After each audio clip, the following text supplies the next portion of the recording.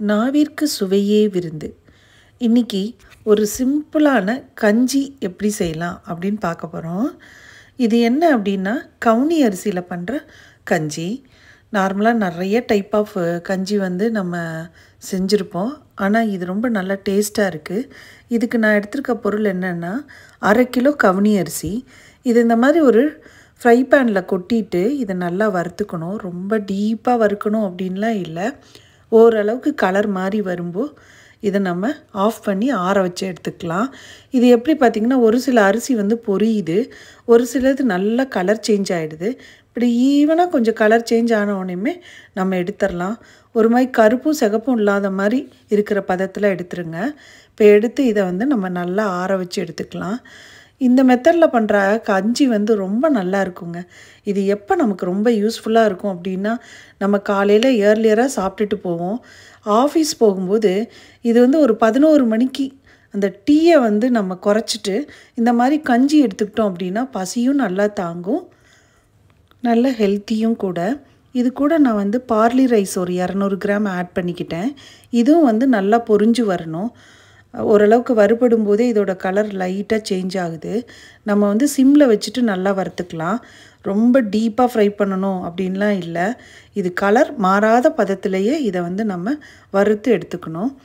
இந்த பார்லி ரைஸை நம்ம ஆட் பண்ணுறதுனால இந்த கஞ்சி பார்த்திங்கன்னா நல்லா ஒரு மாதிரி திக்காக கிடைக்கிது. டேஸ்ட்டும் ரொம்ப நல்லா இருக்குது, நல்ல ஹெல்த்தியும் கூட. அதனால் பார்லி ரைஸும் நீங்கள் ஆட் பண்ணலாம்.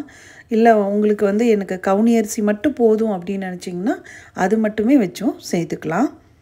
இதுவும் நல்லா வறுபட்டு வந்துருச்சு. இப்போ ஒரு பெரிய பிளேட்டில் அதையும் ஆற வச்சு எடுத்துக்குவோம். நல்லா ஆறி வரட்டும். இப்போ இது கூட என்னென்ன அடுத்து டேஸ்ட்டுக்காக நம்ம ஆட் பண்ண போகிறோம் அப்படின்னா, ஒரு 3 ஸ்பூன் அளவுக்கு சீரகம், அப்புறம் ஒரு 1.5 ஸ்பூன் அளவுக்கு சோம்பு, அப்புறம் அதே அளவுக்கு ஒரு 3லேருந்து 3.5 உங்கள் காரத்துக்கு ஏற்றாப்பில் நீங்கள் மிளகு ஆட் பண்ணிக்கோங்க. நல்லா காரம் பிடிக்கும் அப்படின்னா கொஞ்சம் காரம் கூடுதலாக வச்சுக்கலாம், மிளகு கூடுதலாக வச்சுக்கலாம். வச்சுட்டு இதுவும் நல்லா பொரிஞ்சு வர அளவுக்கு ஃப்ரை பண்ணி எடுத்துக்கணும். ஃப்ரை பண்ணி எடுத்துகிட்டு இதையும் நம்ம ஆற வச்சுக்கணும். சோம்பு, சீரகம், மிளகு இதெல்லாம் நம்ம வேறு எதுவும் காரத்துக்கு சேர்க்காம இந்த இன்க்ரீடியன்ட்ஸ் வச்சு நம்ம செய்யும்போது எப்படி இருக்கும்னா டேஸ்ட் ரொம்ப நல்லா இருக்குது. சிலருக்கு சோம்பு பிடிக்கல அப்படின்னா அதை விட்டுருங்க. இதையும் நம்ம ஆற வச்சு எடுத்துக்கலாம். பாருங்கள், நல்லா வறுபட்டு வந்துருச்சு. இது நம்ம சோம்பு ப்ளஸ் சீரகம் இதெல்லாம் பார்த்திங்கன்னா டக்கு டக்குன்னு வறுபட்டுரும். அதனால் நல்லா மீடியம் ஃப்ளேமில் வச்சுட்டு இதை வறுத்து எடுத்துக்கோங்க. இதெல்லாம் பார்த்திங்கன்னா நமக்கு ஒரு டேஸ்ட்டை அதிகப்படுத்தி கொடுக்கும். இப்போ இதை நல்லா ஆற வச்சுட்டு மிக்சியில் இந்த மாதிரி கொரப்பாக அரைச்சிக்கோங்க.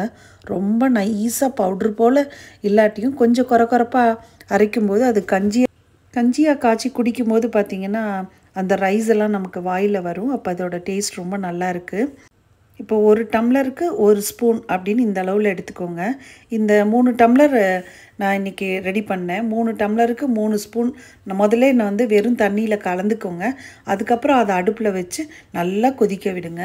நல்லா கொதிக்க நல்லா திக்காகிடுது. இப்போ இந்த ஸ்டேஜில் தேவையான அளவுக்கு உப்பு சேர்த்துட்டு இதை இறக்கி வச்சிடலாம். உப்பு சேர்த்து அது கூட நீங்கள் மோர் கூட சேர்த்துக்கலாம். தயிரை மோராக அடித்து அதோட கலந்து விட்டிங்கன்னா ரொம்ப நல்லா இருக்குது டேஸ்ட்டு. அப்படி இல்லை அப்படின்னாலும் நீங்கள் மில்க் சேர்த்து சுகரும் ஆட் பண்ணிக்கலாம்.